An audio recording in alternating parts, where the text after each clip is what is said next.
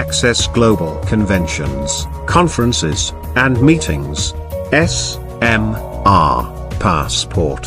Sponsored by Westmoreland Flint, IQ Communications, and Roddymaker, Sewell and Holness.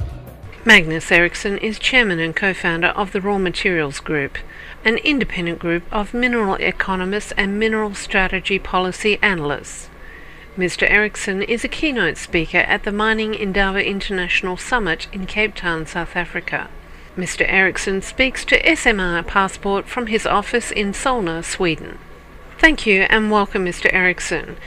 Can you give any insight to your keynote presentation on iron ore and mergers and acquisition? On the mergers and acquisitions, what I will discuss is that we have seen a decline in M&A activity, which is only to be expected because M&A activity is very much linked to price increases or decreases, and prices did go down slightly 2009, and so that we have seen a peak. But I think that 2010 is really the year to make acquisitions, and it's still prices for mining companies and deposits haven't risen that much. I think there are many excellent opportunities.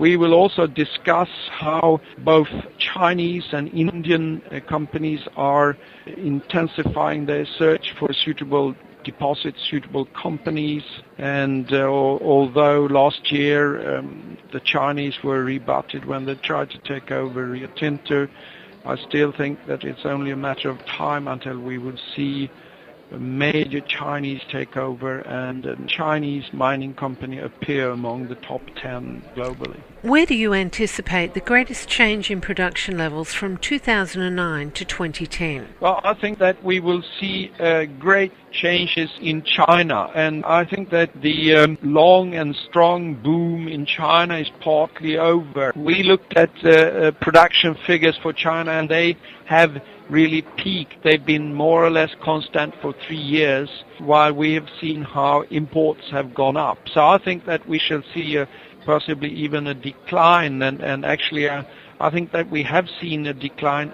measured in Fe content in China already. Otherwise, I think that Australia will speed up, and Fortescue and others will work very hard and get their projects going. And possibly another very important and growth node is South Africa. In India, I don't see very big increases. I think that there will be a little slowdown in growth in India. Will China and Australia continue to deepen their ties? And if so, what role will they play on the global stage? I agree with you that China will become more reliant on Australian iron ore and other exports. But at the same time, I see some unresolved issues between the two countries. The Chinese really don't like being at the mercy of some of the majors, and particularly now when BHP and BHP Billiton and Rio have joined their operations in iron ore. I think that is something which the Chinese are really worried about, and as you know, the actions that the Chinese took about some of the Rio Tinto co-workers is still up and running, those court cases, and somehow I think that there is a lot of work to be done before the relation between the Chinese and Australians are really amicable.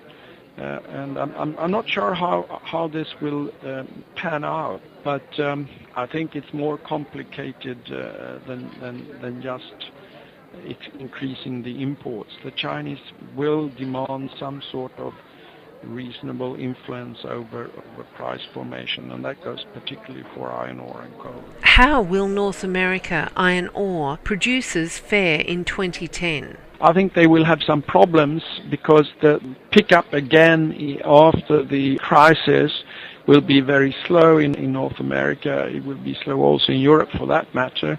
So there will be a slow return to a normal situation, so to say. And might actually be that the most difficult part of the world is North America. The deposits of iron ore deposits of North America, US in particular, is low grade, and they are landlocked, as you know.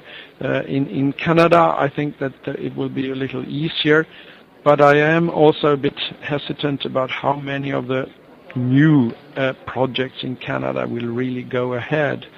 I think some of them got a bit hurt by the price fall in 2009, and they are far up in the north. They have large investment costs, and they have also high operating costs. So some of them might go ahead, but I think also that at a slower pace than anticipated only a year ago.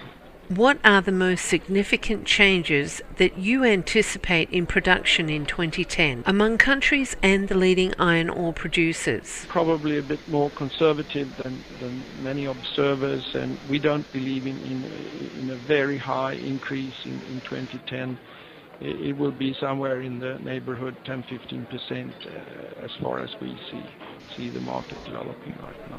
And finally, what is your prediction for how iron ore prices will be set in 2015 and beyond? We think we will see a return to market demand situation like before the financial crisis in 2011, 2012, something like that, and we think that the prices will increase slowly, but in the long run, the major producers will really manage supply, additional supply. I mean, Vale, BHP, Billiton, and Rio will manage the new mines coming on stream at such a pace that we won't see a decline in prices, but I don't think we will see very strong increases either.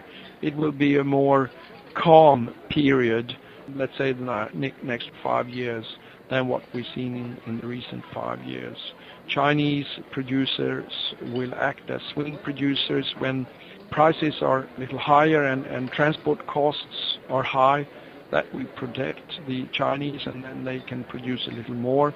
When freight rates go down and possibly benchmark prices and steel demand is a little lower, then they will close their operations. Access global conventions, conferences, and meetings. SMR Passport. Sponsored by Westmoreland Flint, IQ Communications, and Roddy Maker, Sewell.